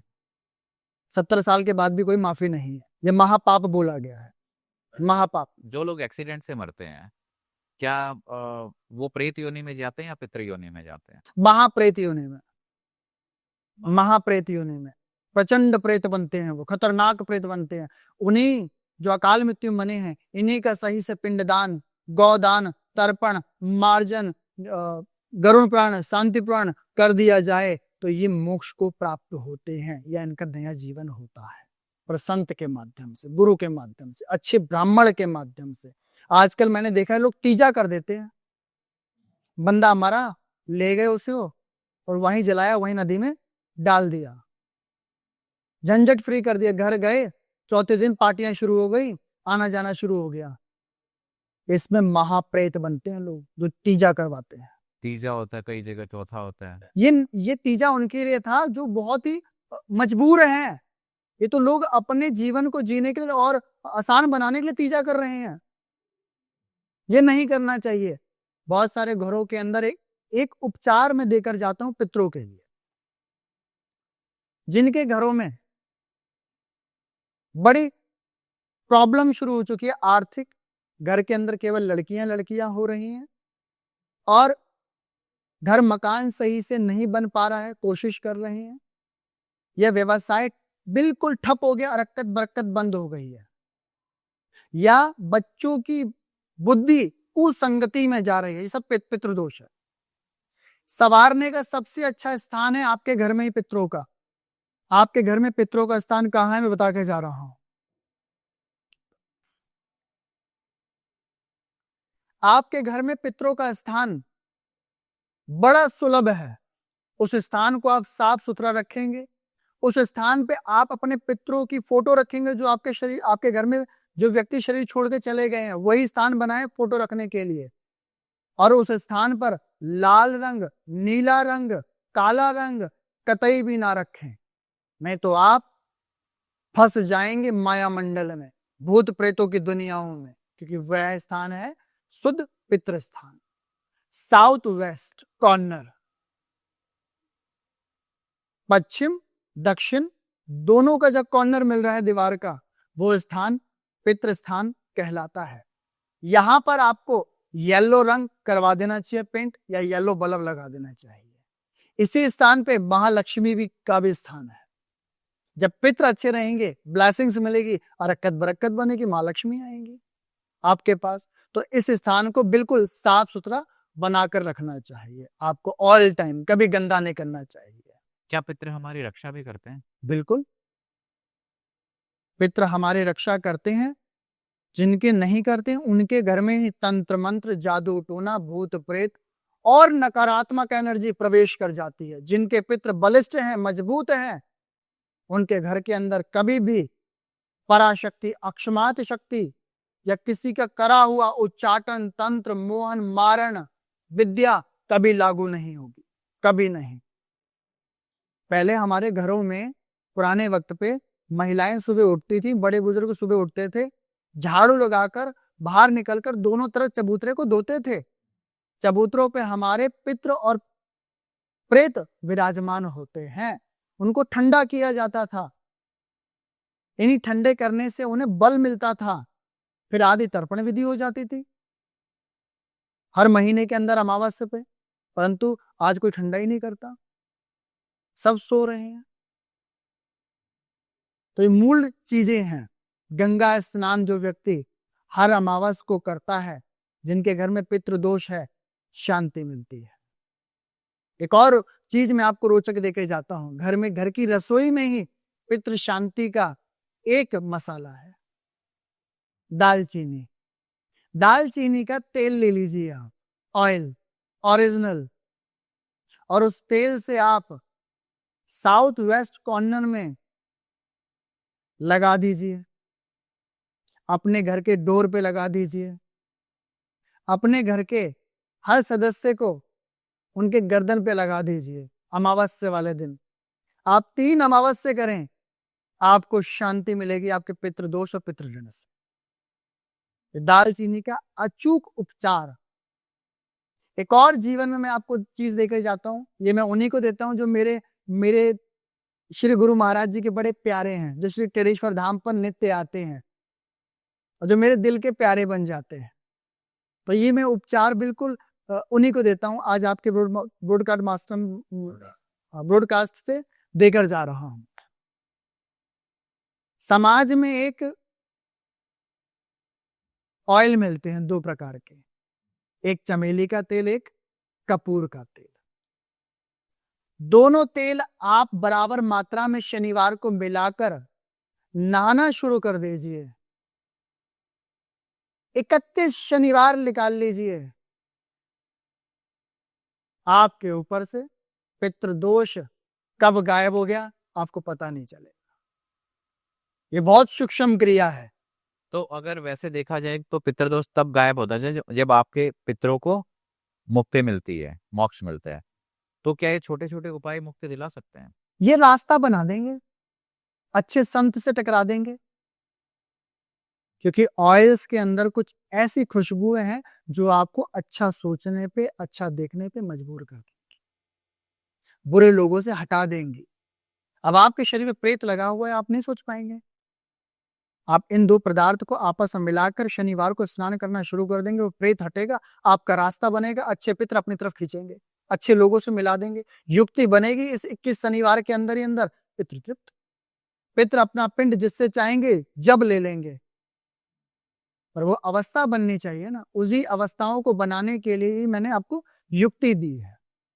और सरल अवस्था चाहेंगे आप तो कहते हैं साल में श्राद्ध पक्ष में अमावस्या वाले दिन आप पीली धोती खरीद के लाए मार्केट से, जिसमें ब्लैक बाउंड्री हो। अच्छे ब्राह्मण को दिन में जाकर अपने पितरों का, अपना गोत्र, अपना घर पता नाम लेकर दान दे दीजिए, आपको पितृ की राहत मिलना शुरू हो जाएगी। पितृ मोक्ष नहीं होंगे, पितृ की राहत मिलेगी, रास्ता बनेगा। ये सब मैंने कहां से प्राप्त किया? पितृ मंडलों से। कुछ पितृ आए जो ब्राह्मण थे, जो अच्छे आचार्य थे, जो अच्छे संत थे, अच्छी युक्तियां थी। अकस्मात तरीके से मैंने उनसे वार्तालाप करी, उन्होंने इन भिन्न क्रियाओं के बारे में मुझे बताया कि कलिकाल कलयुग में बहुत कम लोग हैं जो गया जी जाएंगे और इतना मूल खर्च कर पाएंगे, क्योंकि अपने बच्चे नातियों में फंसे रहेंगे, मुंह में फंसे रहेंगे। तो उनके लिए हम ये सरल युक्ति देते हैं जिससे रास्ता बने। तो मैं युक्तियां देके जा रहा हूं, इससे मोक्ष नहीं होगा। युक्तियां बनेंगी तृप्ति की और मोक्ष की, सरलता से। ये जो पितृ मंडल है, ये पितृलोक है, ठीक है। मैं एक आदमी से मिला, उसने बोला कि मेरे जो पापा है ना, उनकी डेथ हो गई, हार्ट अटैक से डेथ हुई थी। बोले उसके बाद मुझे ना सपने में वो हमेशा दिखते थे। बिल्कुल। वो 4 साल दिखे, और कैसे दिखते थे? जैसे वो होता है ना कि एक शोले मूवी है, उसके अंदर जय वीरू वाली जोड़ी कि हम बाइक चला रहे हैं, कभी कोई गाड़ी चला रहे हैं, वो मेरे पीछे बैठे हुए हैं। बोले यही सपना मुझे आता था, हर 10 दिन के अंदर या 5 दिन के अंदर एक बार सपना जरूर आएगा। उसके बाद क्या हुआ कि घर में मेरे भाई के लड़का हुआ और वो सपना आना बंद हो गया। लेकिन मेरे पापा की जो वो थी कैरेक्टर, जो ट्रेट्स थे, वो सारे के सारे बिल्कुल भतीजे से मिलते थे। तो मैं ये मानता हूं कि कहीं ना कहीं जो मेरे पापा भतीजे के रूप में आए। अब हम पितृलोक से इसको देखते हैं कि मान लो उनके पापा की डेथ हुई, तो एक जो बॉडी है या जो भी सूक्ष्म शरीर है वो वहां चला गया। अब जब वो दोबारा धरती पे, तो वहां से वो शरीर हट गया या फिर वो वहीं पे है? बिल्कुल, आपका सवाल में ही उत्तर है। जब यमराज लोक से छूटते हैं लोग तो पितृ बनते हैं। पितृ क्यों बनाए जाते हैं? जो अच्छे पितृ हैं उन्हें दोबारा मानव योनि मिलती है। आत्मा ना कभी मरती है, ना जलती है, ना डूबती है। आत्मा को फिर एक मौका मिला है तृप्ति का। जैसे आप बता रहे ना, उनके सपने में आते थे। गुजरात में आज ऐसे बहुत सारे लोग हैं जिनके पापा दादा मर गए हैं, उनके सपने में आते हैं, रोज उन्हें बताते हैं कल इस हिसाब में इतना हिसाब करना है, जाओ मुनाफा होगा। कल तुम्हें उस शेयर बाजार में इतना खेलना है, जाओ मुनाफा होगा। कल तुम्हें दुकान में तुम्हें नहीं बैठना, अपने भाई को बिठाना, तुम वो कार्य करने जाना। कहीं ना कहीं पितृ भी आपको सलाह देते हैं आगे बढ़ने के लिए, पर ऐसी मति और ऐसी चाहत होनी चाहिए। गुजरात में ऐसा बहुत है, बहुत, मैं आपको दिखा दूंगा। वह बहुत सारे लोग अपने पितरों को मुक्त नहीं करवाते, वो जानबूझ के मुक्त नहीं कराते क्योंकि वो उनकी हेल्प करते हैं वो। मुनाफा और रोज सपने के माध्यम से। और पितृ मुक्त होंगे जब उनका अगला जन्म होगा। बिल्कुल बिल्कुल, पितृमंडल से मानव तन मिलता है सबसे पहले। क्या पितृमंडल से ही मोक्ष संभव है? क्या पितृमंडल से ही मोक्ष संभव है? नहीं, वो आएंगे धरती पे और मानव योनि से ही मोक्ष मिलेगा। बिल्कुल ऐसे ही है। जैसे मैं आप सबके फिर एक इस चैनल के माध्यम से बताने जा रहा हूं कि आज इस कलिकाल युग के अंदर दिल्ली में ही एक देवी विराजमान है जो पितरों को क्षण भर में मोक्ष प्राप्त करवा देती है। शायद किसी चैनल में उनका जिक्र नहीं हुआ है। ये बड़े गहन मंथन और ध्यान और योग को करके मैंने प्राप्त किया है। कौन सी देवी? कालिका माई। ये ऐसी देवी है जो हर चीज आपको प्राप्त करवा सकती है, बस आप चाहो। मात्र आप अमावस्या में, उस घड़ी में, उस पहर में आप पहुंचो, बर्फी पे हल्दी का सतिया बनाकर और सतिये को हाथ में लेकर अपने घर का पता, अपने बड़े बुजुर्गों का ध्यान करके आप माँ को चढ़ा दो। माँ सबको आंचल में ले लेगी और तृप्त कर देगी। जगदम्बा है वो, कभी किसी को बिखेरती नहीं है, समेट के तारती है। कालिका सदैव सहायक बनी है। ये तो कुछ पाखंडियों ने उन्हें नकारात्मक दिखाया है। तो इसी कलिकाल युग में धरा पर दिल्ली देश में एक माई बैठी है कालिका, जो पितरों को तृप्त कर सकती है। जाएं और खुद करें। आपके पितृ ब्राह्मण के द्वारा, किसी और के द्वारा तृप्त नहीं होंगे, आपके द्वारा होंगे। क्यों? क्योंकि उनका खून आपके रगों में है, उनका गोत्र आप लेकर बैठे हो, उनके मकान में आप सो रहे हो, उनकी धन संपदा का उपयोग आप कर रहे हो, उनका हर चीज आप कर रहे हो। तो आप ही दान करें माँ कालिका को एक बर्फी और पितरों को दिलाएं मोक्ष। ये कभी भी कर सकते हैं या सिर्फ अमावस्या के दिन? अमावस्या, कोई भी अमावस्या या पितृपक्ष अमावस्या? पितृपक्ष अमावस्या मूल है, परंतु कहीं ना कहीं दीपावली लोग सोचते हैं लक्ष्मी और गणेश, परंतु सबसे बड़ा दिन 2 दिन है इस साल के अंदर पितरों के। एक होली पूर्णिमा को आती है, वो भी पितरों का दिन है। एक दिवाली, ये भी महापितरों का दिन है। और पितृपक्ष अमावस्या भी इम्पोर्टेंट होती है। हाँ, इस दिन आप अपने कर्म कांड सही से करें। बहुत सारे लोग की मान्यता है जो तोड़ देते हैं कि हमें नए कपड़े नहीं खरीदने चाहिए, उस दिन नया व्यवसाय नहीं करना चाहिए। मतलब ये थ्रू आउट यही रहता है कि 15 दिन का टाइम है, इस दिन लोग बोलते हैं कि नया कुछ नहीं करना चाहिए। नया कुछ नहीं करना चाहिए। क्यों नहीं करना चाहिए? आज तक ये समझे नहीं। नास्तिक भी उत्पन्न हो रहे हैं जो कहते हैं हम तो करेंगे, हम तो प्याज लहसुन आदि खाएंगे, हम तो घूमेंगे। ऐसे लोगों पे महाप्रलय आती है पितरों के। फिर उन्हीं के जनरेशन में 10-10 साल तक संतानें नहीं हो रही हैं, रोजी रोजगार के लिए फाइल लेके रोडों पे घूम रहे हैं, घर पे आलसी बनकर पड़े हैं, मियां बीवी में तलाक हो रहे हैं।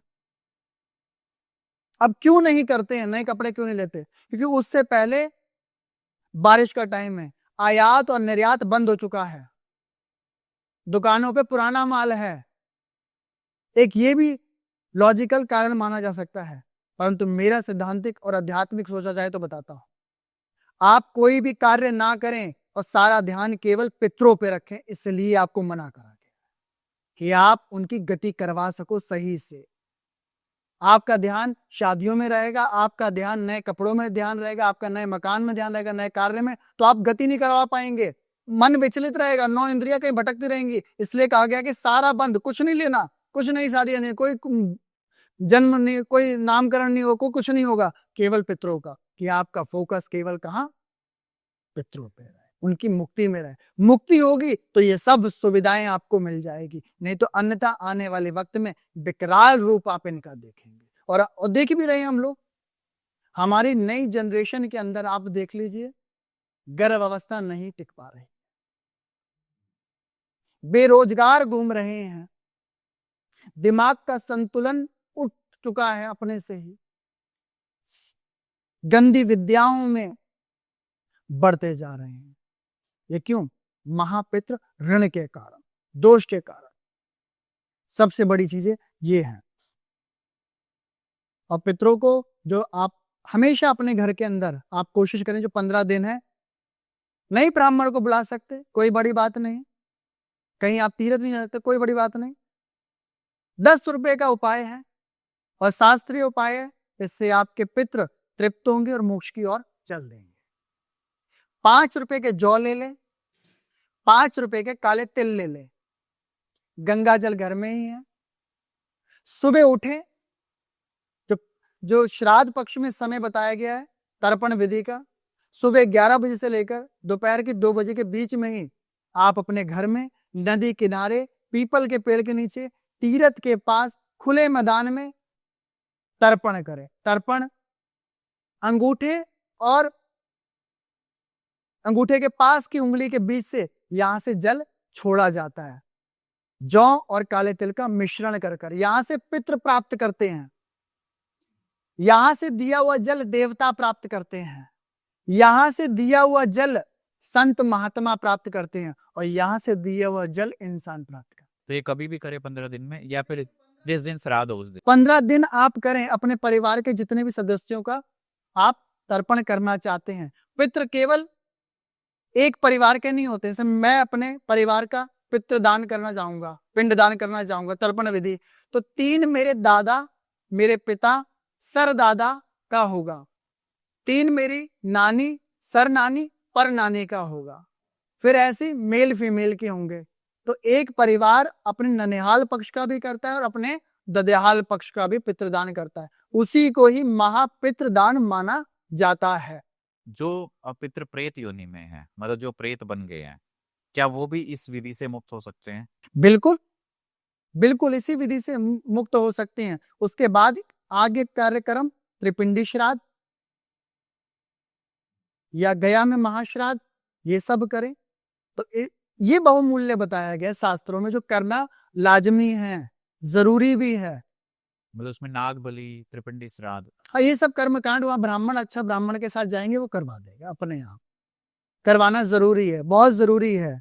ये उनके लिए जो प्रेत बन चुके हैं। हाँ बिल्कुल। जैसे कि मैं एक और बात बताऊंगा आपको इस शो के माध्यम से।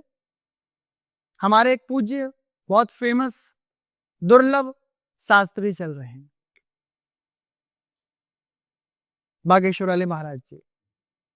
उनके ऊपर भी महापितृ प्रेत दोष था, जो 2019 में तृप्त हुआ है, शांत हुआ है। और 2019 से आज उनकी चढ़ाइयां देख लो। ये आपको कैसे पता लगा? क्योंकि उन्होंने वाराणसी गया में जाकर, गया मतलब गया बिहार में जाकर तृप्ति करवाई, प्रयाग में जाके तृप्ति करवाई।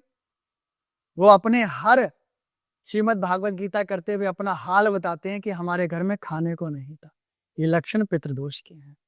हमारे घर में रहने को मकान नहीं था, पानी चूता था, हमारे पिता कोई काम नहीं करते थे।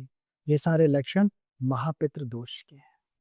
उनको अच्छी युक्ति मिली अपने दादा से, परदादा से, संत महात्माओं से, खुद ब्राह्मण थे, गए, तर्पण करा, मार्जन करा, पिंडदान करा, आदि कर्म करके अपने घर लौटे, पितृ शांत।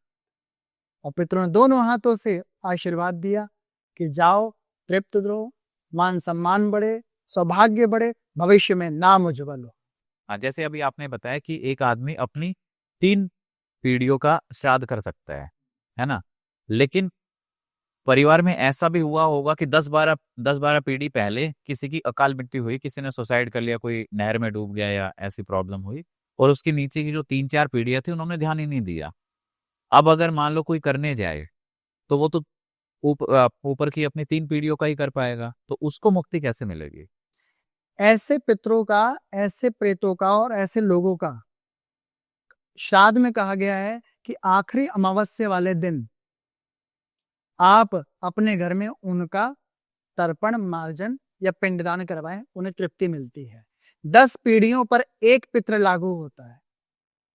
ये बात याद रखना, 10 पीढ़ी पे एक पितृ लागू होता है। 10 पीढ़ियों के पुंज से दान कर कर और उस पितृ के प्रताप से एक वंश ऐसा पैदा होता है जो उसे तृप्त कर देता है पितृ को। चुप।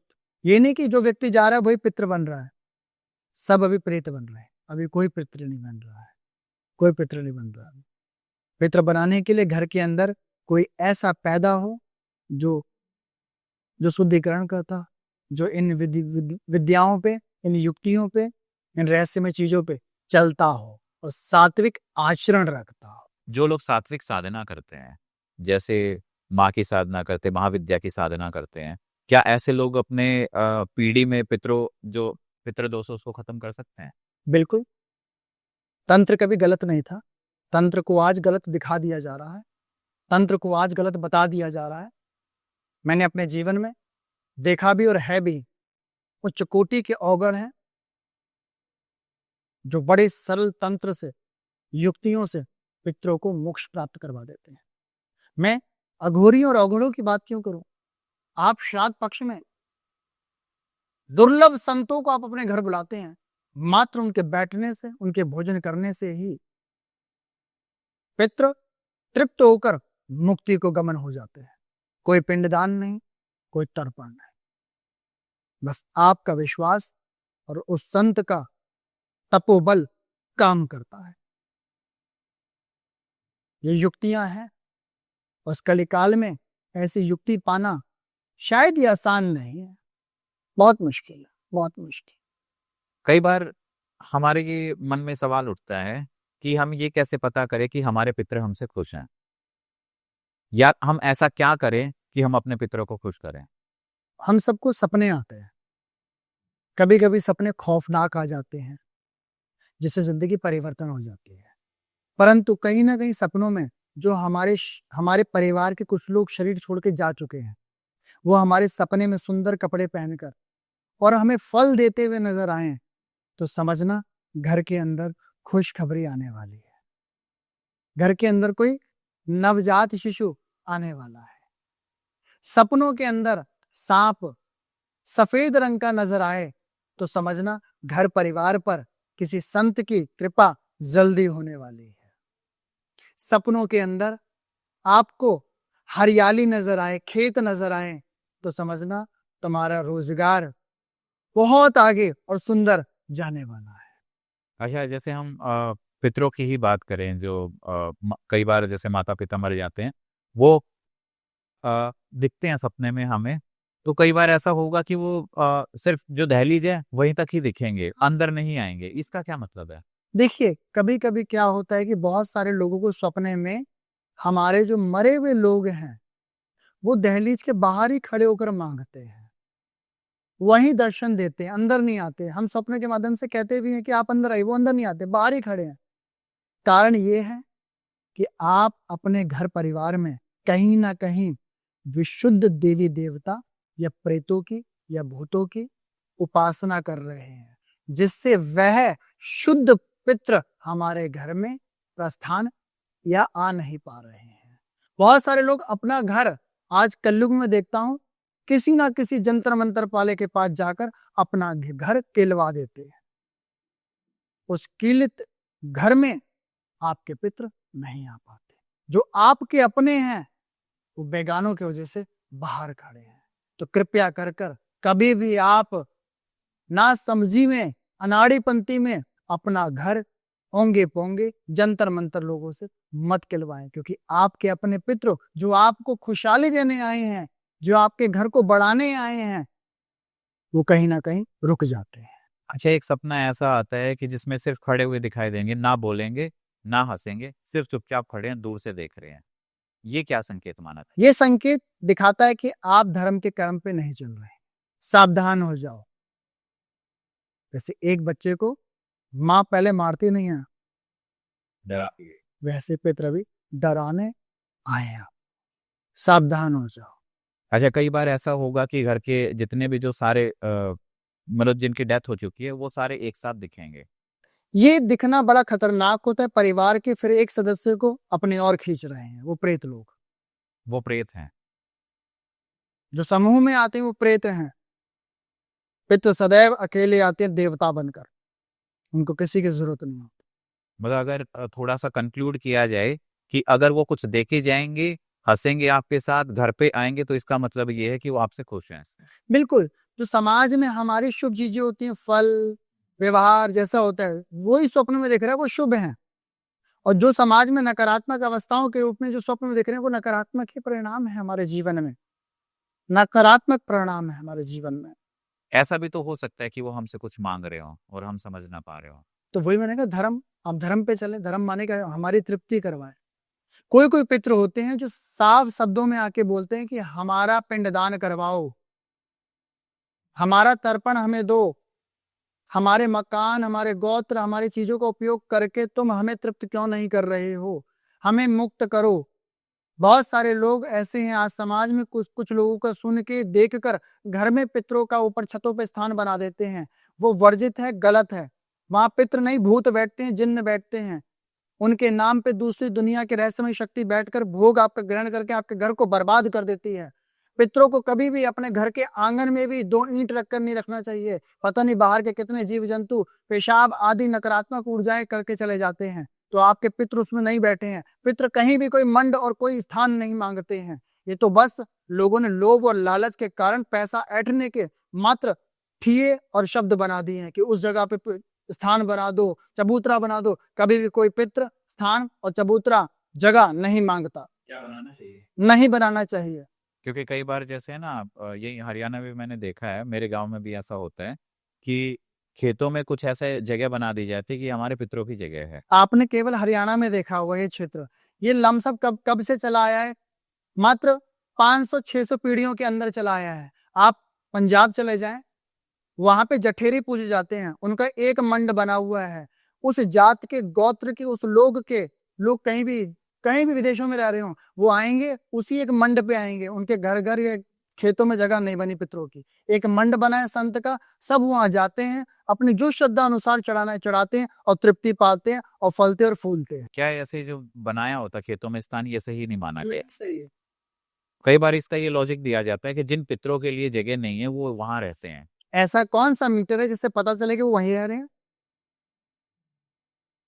ऐसे स्थानों को बनाकर आप बाहर की, दूर की अक्षमात गंदगी शक्ति, मलिन शक्तियों को निमंत्रण देते हैं अपने स्थान पर बैठने के लिए।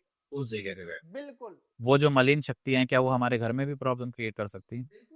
बिल्कुल, क्योंकि आपका पैसा लगा उस जगह पर, एक स्रोत बनाया घर में आने के लिए। आप जो भोग भेंट आदि प्रसाद दोगे वो सब किसके पास जाएगा?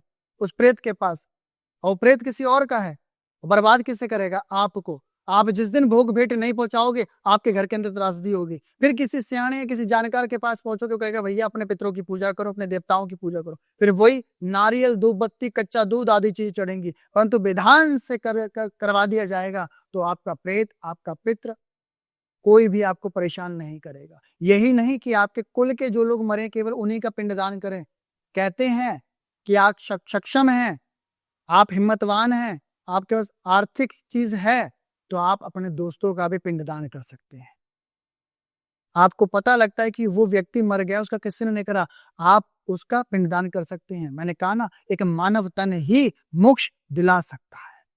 तो यही नहीं केवल अपने परिवार का ही पिंडदान होता है, आप किसी का भी पिंडदान निष्कर्म करके कर दीजिए, जाइए वो मोक्ष को प्राप्त होगा और आपको नारायण की प्राप्ति होगी। अच्छा, कुछ लोग क्या करते हैं अभी, जैसे जो टियर 1 सिटीज है ना, इसके अंदर तो ऐसी सर्विसेज भी स्टार्ट हो गई हैं कि गाय को रोटी खिलाने वाला, वो तो ठीक है, लेकिन कुछ लोगों ने तो कौवे पालने स्टार्ट कर दिए हैं। ये कौवों को खाना खिलाना सही है? हाँ, कहते हैं श्राद्ध पक्ष में 3 जनों का भोजन निकालना चाहिए, चींटी का, कौवों का और गाय का। लोगों ने इसके व्यवसाय बना लिया। धर्म और कर्म और नीति से चलेंगे तो बढ़िया है, नहीं तो मायाजाल में आप खुद फंस रहे हैं, दूसरे को फंसा रहे हैं। समझे? जैसे आज हमारी एक पीढ़ी है, जेनजीज लोग कहते हैं उन्हें, आप मेरे वर्ड को पकड़, जेनजीज है, वो इन चीजों को नहीं समझते और वो उतने ही मलेच्छ बने जा रहे हैं, राक्षस विद्याओं में, राक्षस चीजों में लिप्त होते जा रहे हैं, और यही बहुत बड़ी त्रासदी लाएगा परिवार के अंदर, बहुत बड़ी। यही जेनजीज लोग हमारे हिमाचल में गए, हमारे वहां के देव पितरों को छेड़ा। आज त्रासदी देख लीजिए। मैं इन जैन जी लोगों को कहूंगा, समझना है, देखना है, जानना है, आइए श्री टेढ़ेश्वर धाम पे, समझाऊंगा, बताऊंगा, पर दिखाकर, अंधविश्वास से नहीं। मतलब क्या क्या दिखेगा? जो आप देखना चाहते हैं, जो पितरों के बारे में आप समझना चाहते हैं। मोस्टली तो ऐसे जो लोग हैं ये हॉरर स्टोरीज इन सब में रहते हैं, भूत प्रेत चुड़ैल ये सब इन चीजों में रहते हैं। ये लोग, इन चीजों में वही लोग रहेंगे जो अपने पितरों का तर्पण, पिंडदान नहीं करते, वही लोग। और उन्हीं के घर में जादू टोना, भूत प्रेत, डाकनी शाकनी, मरी मसाना, चेटक आदि शमशान की चीजें सब लुप्त रहेंगी, लुप्त रहेंगी। अच्छा, जो लोग प्रेत हैं, प्रेत योनि में हैं, ये सिमिलर तरीके से काम करते हैं जैसे नॉर्मल प्रेत काम करते हैं कि किसी का नुकसान ही करेंगे? तो जो पितर प्रेत बन चुके हैं सबसे पहले अपने घर का नुकसान करेंगे। देखिए, नुकसान भी नहीं करते कुछ प्रेत। तुलसीदास महाराज को एक प्रेत ने ही मार दिया भगवान तक का। तो कुछ प्रेत हमारे घर में ऐसे भी होते हैं जो कहते हैं हमें मोक्ष दिलाओ, तुम्हें सुकून मिलेगा, तुम्हें अरक्कत बरक्कत मिलेगी, मार्गदर्शन भी देते हैं। हर प्रेत घर बर्बाद करने ही नहीं आता। बहुत सारे लोग डराते, प्रेत गलत है। प्रेत एक नाम है। जैसे घर के हम इंसान है, अच्छे और बुरे भी हैं, ऐसे प्रेत भी क्यों नहीं है, उसमें अच्छे भी बुरे भी हैं। पर मैं एक बात बता दूं, बुरा हम ही बनाते हैं, कूटनीतियों से, गंदा व्यवहार व्यवचार करके। अभी तो लोगों ने प्रेत के बारे में सुना है, निशाचर के बारे में अभी नहीं सुना। क्या होता है? करेंगे आगे बात। अच्छा, बहुत सारी भ्रांतियां भी होती हैं कि ये उपाय करना चाहिए, ये उपाय करना चाहिए, ठीक है। वैदिक के हिसाब से अलग होता है, अंक गणित के हिसाब से, न्यूमरोलॉजी के हिसाब से अलग होता है, वास्तु के हिसाब से। जैसे अभी वास्तु में आपने बताया कि अपने घर का साउथ वेस्ट कॉर्नर देखिए और वहां पे आप ये इन सब चीजों का रख सकते हैं, तो पितरों को वो मुक्ति मिल सकती है, वहां रास्ता मिलेगा मुक्ति का। क्या इसी तरीके से कुछ लोगों के पास है ना, वो मूवमेंट बहुत करते हैं कि ट्रैवल करते हैं, घर पे है ही नहीं वो, और काम की वजह से करना ही पड़ता है, जरूरी भी है। तो और न्यूमरोलॉजी को वो लोग मानते हैं या और वैदिक शास्त्र को मानते हैं, तो क्या ऐसे उपाय वो भी कर सकते हैं? देखिए, इस चैनल के माध्यम से बताऊंगा, बहुत सारे लोग कहते हैं हमारे शास्त्रों में न्यूमरोलॉजी नहीं है, अंक शास्त्र हमारे ज्योतिष में है। ज्योतिष है तो अंक शास्त्र है, अंकों पे सब टिका हुआ है भाई। 9 ग्रह, 9 देवी देवता, 9 अंदर की चीजें सब अंक शास्त्र से ही जुड़ी हैं। और अंक शास्त्र के जादुई पिटारे से मैं लेके आया हूं कुछ नंबर, जिसको मात्र लिखने से आपके घर में पितरों के मोक्ष का रास्ता बनेगा। आप मार्केट से ले आए एक गोल्डन पेन स्पार्कल, दिशा रखिए पश्चिम और दक्षिण का कॉर्नर, समय रखिए अमावस्या, दिन रखिए अमावस्या, समय रखिए 11 बजे से लेकर दोपहर के और 2 बजे तक का। अब इसमें जो नंबर लिखना है 7 3 0 2 5 1 2 0, ये किसी सफेद पेपर भी आप लिखकर चिपका सकते हैं। इसकी चैंटिंग भी आप कर सकते हैं। इस नंबर का जोड़ करें 2 आएगा, और 2 सूचना देता है चंद्रमा को, और चंद्रमा स्थान पर पितृलोक विराजमान है।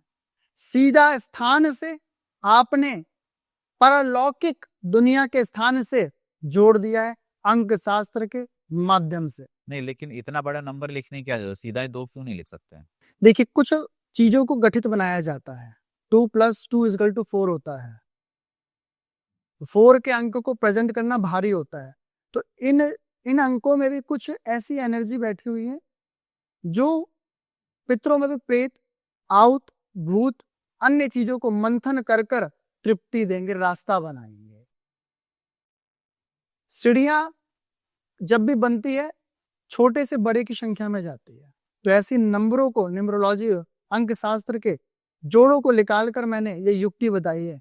आप इसकी चैंटिंग करें, आप देखना जो पितृ आपको डराने आते थे ना, 10 दिन बाद वही मुस्कुराते हुए नजर आएंगे और आशीर्वाद देते नजर आएंगे आपको। करके देखिए, आजमाए, मैं कहता हूं आपको रास्ता मिलेगा। आपको आने वाला श्राद्ध पक्ष, अंतिम चरण अमावस्या, आप जरूर अपने पितरों के नाम का तर्पण करें। जौ काले तिल मिश्रण करें, गंगा जल मिलाकर पीपल के पेड़ के नीचे तर्पण करें। नहीं कर सकते हैं, घर में श्रीमद् भागवत गीता का 7वां अध्याय हिंदी में पढ़ें, पूर्व मुंह करके या पश्चिम मुख होकर या दक्षिण मुख होकर आप पाठ पढ़ें। एक लोटा रखें, लोटे में कच्चा दूध गाय का डाल दें, गंगा जल डालें, जौ डालें, काले तिल डालें, एक बतासा डाल दें और आप पाठ पढ़ें, अपना नाम, अपना गोत्र, अपना घर का पता लेकर। बाद में उठे, इस लोटे जल को आप पीपल के पेड़ में जाकर सींच दें, डाल दें अपने पितरों के नाम का, और बाद में दक्षिण मुख होकर दोनों हाथ उठाकर त्राहिमाम त्राहिमाम त्राहिमाम कह के दंडवत प्रणाम कर दे। जाओ, आपके पितृ कितने भी कठोर हो, प्रेत कितना भी डरावना हो, आउत कितने भी परेशान कर रहे हो, कहीं ना कहीं आप उनकी औलाद हैं। दया खाएंगे, तृप्त हो जाएंगे, सुखाली का वरदान देकर मुक्त हो जाएंगे। अभी जैसे पितृपक्ष आ रहा है, तो इसमें आगे 15 दिन किस तरीके से हमें विधि विधान से ऐसी पूजा करें कि पितर हमसे खुश हो जाएं? देखिए, आप आज के वक्त पे विधि विधान को बड़ी सरलता से नहीं प्राप्त कर सकते। बड़ी कूटनीतियां आ गई हैं, अशुद्धियां आ गई हैं, यहाँ तक ब्राह्मण भी उतने उच्च स्तर के नहीं मिल पा रहे जो हमारे पितरों को तृप्त करवा पाए, और हमारे इतने व्यवसाय हो गए कि हम जा नहीं पा रहे, आ नहीं पा रहे। तो मैं आपको वेद और पुराण और शास्त्र और महर्षियों से सुना हुआ पितरों का एक मंत्र देके जा रहा हूं। जितना आप जपेंगे श्राद्ध में, उतने आपके घर के प्रेत, आउत और पितृ तृप्त हो जाएंगे, कभी आपको परेशान नहीं करेंगे, सदैव दोनों हाथों से आशीर्वाद की मुद्रा बनाए रखेंगे। वो मंत्र क्या है, नोट कर ले। ओम ह्रीम श्रीम क्लीम स्वधा देव्ये स्वाहा। इसका जाप आप किसी भी माला पर कर सकते हैं। तुलसी पे करेंगे तो बड़ा अद्भुत रमणीक आपको फल प्राप्त होगा, और आपके पितृ तृप्त होकर स्वप्न में आशीर्वाद देते हुए, नया जन्म लेते हुए दिखाई देंगे। क्या हम एक मंत्र से मुक्ति दिला सकते हैं? मंत्र विज्ञान बड़ा अद्भुत है, अद्भुत रहस्यमयी। इसकी श्रृंखला का आदि और अंत अभी तक कोई नहीं जान पाया। ओम खुद में एक बीज मंत्र है, और हिलीम अपने में एक जादुई शब्द है। श्रीम अधास्त्री देवी का मंत्र है इस कलिकाल युग के अंदर। क्लीम हर चीज को मिटाने वाला मंत्र है। स्वधा देवी जो है स्वयं अग्नि की दूसरी पत्नी है, जो सारा भोजन, वस्त्र आदि आपका दिया हुआ सब पितृलोक तक पहुंचाती हैं। आप उच्चारण कर तो देखो, जप कर तो देखो, लाभ आपको महसूस होगा, क्योंकि आप अपने पितरों को स्वयं तृप्त कर सकते हो, दूसरा नहीं। क्या अगर ये मंत्र कोई जाप कर ले तो क्या इसके बाद भी त्रिपिंडी श्राद्ध कराने की जरूरत है? नहीं। और दूसरा मंत्र जाप के अलावा जैसे जो विधि थी जो हमने पहले डिस्कस कर रहे थे कि जो और तिल लेके अगर हम हाथ से तर्पण गंगा जैसे तर्पण करें, सही।